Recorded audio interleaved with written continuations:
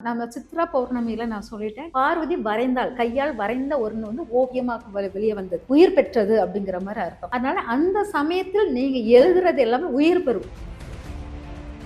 சித்ரா பௌர்ணமியில வந்து நான் பண்ணுவது என்னன்னா பார்த்தீங்கன்னா, சித்திரகுப்தர் வழிபாடு ரொம்ப அதிகமா எடுப்பேன். நான் ஒவ்வொரு வருஷமும் அங்க போயிருவேன். போகும்போது இங்க வந்து படிக்கிற குழந்தைங்களுக்கு ரொம்ப அற்புதமாக இருக்கும்.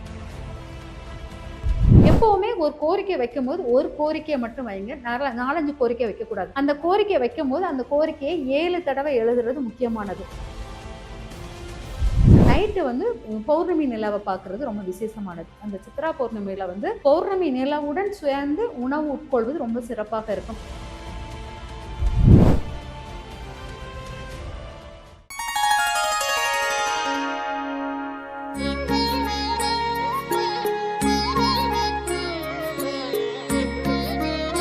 வணக்கம். வணக்கம். எப்படி இருக்கீங்க? நல்லா இருக்கம்மா. சந்தோஷமா. சித்ரா பௌர்ணமி நெருங்கிடுச்சு. சோ இந்த நேரத்துல என்னென்ன வழிபாடு செஞ்சா மக்களுக்கு நல்லது நடக்கும்? சித்ரா பௌர்ணமி வந்து பார்த்தீங்கன்னா, சித்திரகுப்தருடைய பிறந்த தினம் அப்படிம்பாங்க. சித்திரகுப்தர் யாருன்னா, யமனுக்கு வந்து பாவ புண்ணிய கணக்கு நம்ம பாவ புண்ணிய கணக்கெல்லாம் ஒப்படைக்கிறவர். அவர் வந்து பிறந்த தினம். நம்ம பாவ புண்ணியங்களை ரொம்ப பெர்ஃபெக்ட்டா இருப்பாருன்னு பெர்ஃபெக்ட்டா இருப்பாரு. அப்போ அவருடைய தினத்தில் வந்து நம்மளுக்கு வந்து நம்ம பாவ கணக்குல கரெக்ட்டா எடுப்பார் இல்லையா? அவர் பிறந்த தினத்துல நம்ம அவர் வழிபட்டோம்னா, நம்மளுடைய கருமாக்களுடைய அளவ குறைக்கிறதுக்கு வாய்ப்புகள் இருக்கு. நம்ம விதிகளை மாற்றக்கூடிய வாய்ப்புகள் இருக்கு. அதனால இந்த சித்ரா பௌர்ணமியில அவர் பிறந்த தினம் வந்து என்னன்னா, இவர் வந்து பார்வதி தேவியோட புத்திரன் மாரி. எப்படின்னா, அவ ஒரு அழகான ஒரு சித்திரம் வரைவா. அந்த சித்திரம் உயிர் பெற்று வந்தது போல் வந்து, அது வந்து மக்களுக்காக ஒரு நற்பணிக்காக அது வந்து வந்த மாரி சொல்லுவாங்க.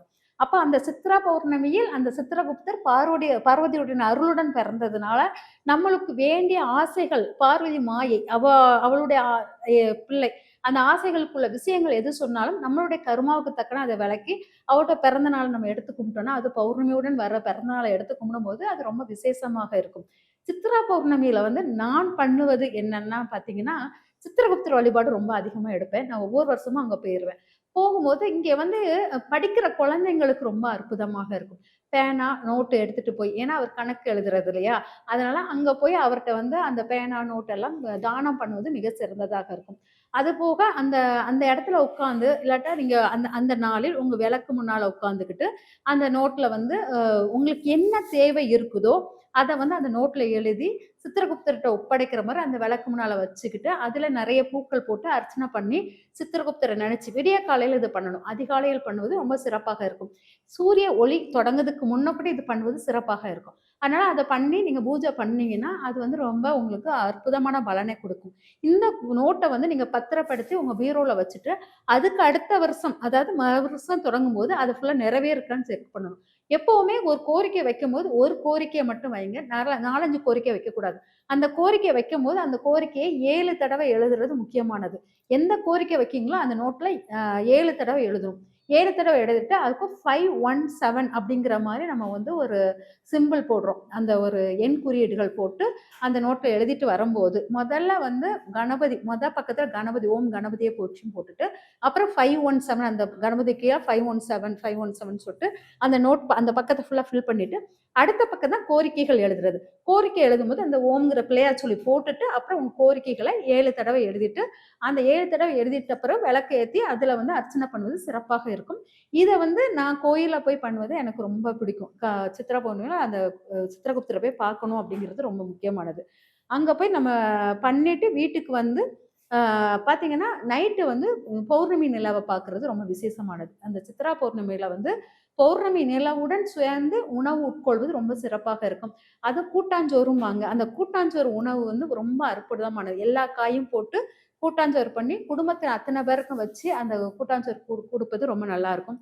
அதவர் நிலவு ஒளியை வந்து காண்பது மிக சிறப்பாக இருக்கும். ஆனா, அந்த நீரில் நில ஒளி பார்க்கணும் அன்றைக்கு அப்படின்றது. அதனால நம்ம என்ன செய்வோம், பெரிய பவுல்ல வந்து தண்ணி நிரப்பி வச்சுட்டு, அந்த நிலா ஒளி வந்து அதுல படுற மாரி பார்த்துட்டு, அது வழியாக அந்த நிலா ஒளிய பார்த்துட்டு தான் பௌர்ணமிய பார்க்குற மாரி பார்ப்போம். அந்த மாரி இது முதல் பௌர்ணமிய அந்த மாரி பார்க்குறது. வருஷத்தின் முதல் பௌர்ணமி. அதனால அந்த மாரி பார்க்குறது சிறப்பாக இருக்கும். இது வந்து பார்த்தீங்கன்னா, குடும்ப ஒற்றுமைகள் நல்லா இருக்கும். கணவன், மனைவி அந்யோன்யம் ரொம்ப சிறப்பாக இருக்கும் அப்டிம்பாங்க. அதனால இந்த சித்ரா பௌர்ணமிய வந்து காலையில இப்டி பண்ணிட்டு, நைட்டு வந்து இந்த மாரி பௌர்ணமி வழிபாடுகள எடுக்கும்போது, உங்க இதுல முக்கியமா வந்து சித்ரா பௌர்ணமியில் அன்னம் கையில வந்து அமிர்தம் சுரக்கும் அப்படிங்கிறது. தாயின் கையில் அமிர்தம் சுரக்கும். அதனால நம்ம வீட்டின் தாய் கையால அமிர்தம் உண்ற மாரி உணவு உட்கொள்வது, உங்க உடம்புல உள்ள நோய்களை அனைத்தும் தீர்க்கக்கூடியதாக இருக்கும். அதனால அன்றைய பொழுது வந்து அம்மா கையால பால் சோறோ, இல்ல பால் பாயாசம் அந்த மாரி ஏதாச்சும் வாயில அம்மா கையால வாங்கி சாப்பிடுவது சிறப்பாக இருக்கும். நிச்சயமா. மேம் இப்ப வழிபாடுன்னா நீங்க கடவுள கும்பிடுறது ஓகே. ஏன் மேம் எழுத சொல்றீங்க? ஆக்சுவலா அது எழுதுறதுன்னா, நம்ம சித்ரா பௌர்ணமியில நான் சொல்லிட்டேன். பார்வதி வரைந்தாள். கையால் வரைந்த ஒண்ணு வந்து ஓவியமாக வெளிய வந்தது. உயிர் பெற்றது அப்படிங்கிற மாரி அர்த்தம்.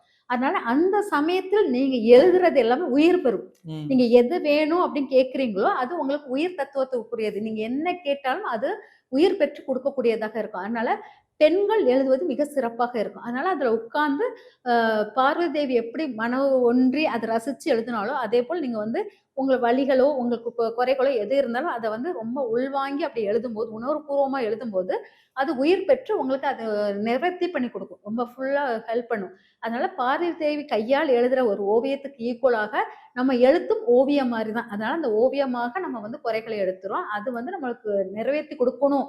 குறைகள் எழுதக்கூடாது. தயவு பண்ணி குறைகள் எழுதாதீங்க.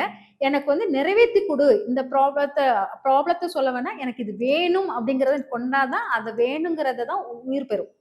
ம். அதனால. நம்ம எல்லாருக்கும் ஒரு கனவு இருக்கும். நான் இப்படி ஆகணும், நான் அப்படி மருத்துவர் ஆகணும், நான் வந்து ஒரு நடிகன் ஆகணும் அப்படின்னு இருக்கும். அந்த கோரிக்கையை மட்டும் வைக்கணுமே தவிர, இப்போ என்னோட கடன் கஷ்டத்த எழுதக்கூடாது.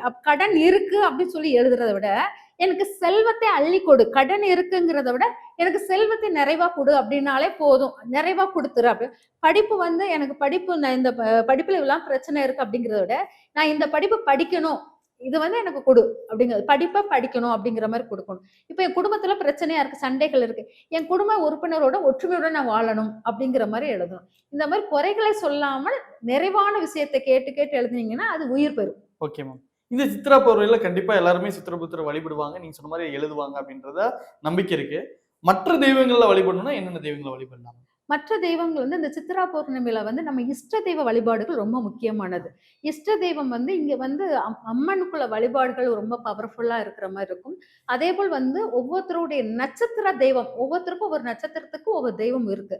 அந்த நட்சத்திர தெய்வ வழிபாடுகள், அந்த ராசி தெய்வ வழிபாடுகள், இப்ப மேச ராசினா முருகர வழிபாடு, ரிஷப ராசினா மீனாட்சி தாயார வழிபாடு, க மிதுன ராசினா நம்மளுடைய கிருஷ்ணர வழிபாடு, கடக ராசினா அம்மன் வழிபாடு, அ இது சிம்ம ராசினா சிவ வழிபாடு, அப்புறம் கன்னி ராசினா பெருமாள் வழிபாடு, அப்புறம் துலா ராசினா லட்சுமி வழிபாடு, அப்புறம் விருச்சிக ராசினா காலபைரவர் வழிபாடு, தனுசு ராசினா ஜீவசமாதி வழிபாடு, அதுக்கப்புறம் மகர ராசினா கூட இது காவல் தெய்வ வழிபாடு, அதுக்கப்புறம் கும்ப ராசினா நம்மளுடைய இஷ்ட தெய்வங்கள், அப்புறம் நம்மளுடைய மூதாதையர்கள் வழிபாடுகளை எடுத்துக்கலாம். அதுக்கப்புறம் பார்த்தீங்கன்னா, மீன ராசி வந்து நம்மளோட ஸ்ரீ ரங்கநாதர் வழிபாடுகளை எடுத்துக்கொள்ளலாம் அப்படிங்கிறது. இந்த ராசிகள் நீங்க எந்த ராசியோ அந்த ராசிக்குள்ள தெய்வத்தை எடுத்து அன்னைக்கு வழிபடுவது சிறப்பாக இருக்கும். இது வந்து உங்களுக்கு இஷ்ட தெய்வமாக எடுத்துக்கலாம். நம்ம ராசி தெய்வ வழிபாடுகளாவும் எடுத்துக்கலாம் அப்படிங்கிறத எடுத்துக்கலாம். மேம் இப்ப சித்ரா பௌர்ணமி அன்னைக்கு விரதம் இருந்து வழிபடுறது சரியா?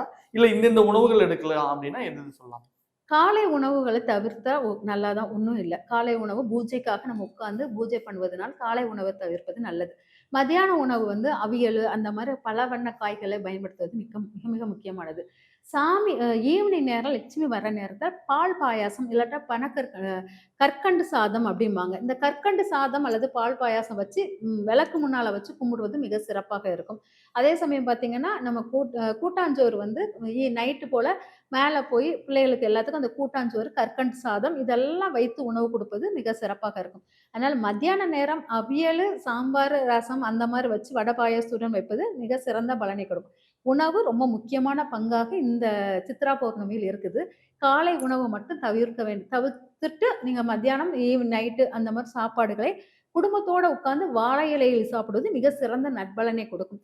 கொஞ்சம் வெள்ளி பொருள் இருந்தா, வெள்ளியில வந்து அத பால் கலந்து குடுப்பது பிள்ளைகளுக்கு. வெள்ளி பொருளில் பால ஊத்தி வச்சுட்டு, கொஞ்ச நேரம் கழிச்சு அதுல வந்து கற்கண்டு போட்டு கலக்கி குழந்தைங்களுக்கு எல்லாருக்கும் அந்த வீட்டின் தலைவி வந்து குடுப்பது, மனதில் வந்து திருப்தி, அழுகை இல்லாமல் சந்தோஷமான மனநிலையை எல்லா குழந்தைங்களுக்கும் அந்த வீட்டு தலைவி குடுக்கும்போது, அந்த பிள்ளைகள் முழுமையான ஆசீர்வாதமும் ஏன்னா ஒரு தாயால் உருவாக்கப்பட்ட ஒரு பையன்.